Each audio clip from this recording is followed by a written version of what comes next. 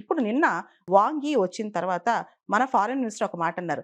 India, China 2 కూడా కన్‌స్ట్రక్టివ్‌గా ముందుకెళ్ళాలి. Constructive అప్రోచ్‌తో ముందుకెళ్ళాలి అని చెప్పి. దాంతో పాటు డబ్ల్యూటీఓ వరల్డ్ ట్రేడ్ ఆర్గనైజేషన్ కూడా ఇప్పుడు మనం చూస్తే గనక రూల్ బేస్డ్ ఇంటర్నేషనల్ ఆర్డర్ లేదు. డబ్ల్యూటీఓ రిలవెన్స్ కూడా కోల్పోతుంది. ఈ టైంలో ఇండియా, చైనా స్ట్రాంగ్‌గా ఉంటే, వీళ్ళ బంధం స్ట్రాంగ్‌గా ఉంటేనే చాలా వరకు మనందరం కలిసి ముందుకెళ్ళొచ్చు.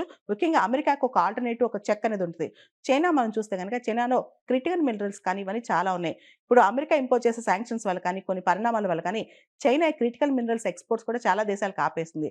దానివల్ల ఇండియా కూడా ఇప్పుడు సఫర్ అవుతుందనమాట. మనం చూస్తే నిన్న వాంగ్ యీ వచ్చిన తర్వాత రకరకాల అంశాలు, రేర్ ఎర్త్ మెటల్స్ కావచ్చు, తర్వాత ఈ ఫెర్టిలైజర్స్ కావచ్చు, వీటన్నిటిలో కూడా చైనా ఇప్పుడు మనకు సపోర్ట్ చేస్తానికి ముందుకొస్తుందనమాట. సో, నార్మలైజేషన్, ఇండియా, చైనా సంబంధాలు నార్మలైజేషన్ అనేది చాలా అవసరము. దాంతో పాటు ఈ వాంగ్ యీ విజిట్ అనేది చాలా ప్రత్యేకం. మోడీ గారు ఇప్పుడు చైనాకెళ్తున్నారు. దీనిలో చాలా పెద్ద లెసన్ ఉంది మనకు నేర్చుకోవాల్సింది. ఏంటంటే 7 సంవత్సరాల పాటు మన ప్రధాని చైనాకి విజిట్ చేయలేదు. రకరకాల కారణాల వల్ల. కానీ ఇప్పుడు విజిట్ అనేది చాలా ఇంపార్టెంట్. ముఖ్యంగా సప్లై చైన్‌లో చైనా చాలా కీలకం. తర్వాత డొనాల్డ్ ట్రంప్‌కి ఇక్కడ మనం చెక్ పెట్టాలంటే మోడీ గారు ఖచ్చితంగా చైనాకి వెళ్ళాల్సిందే.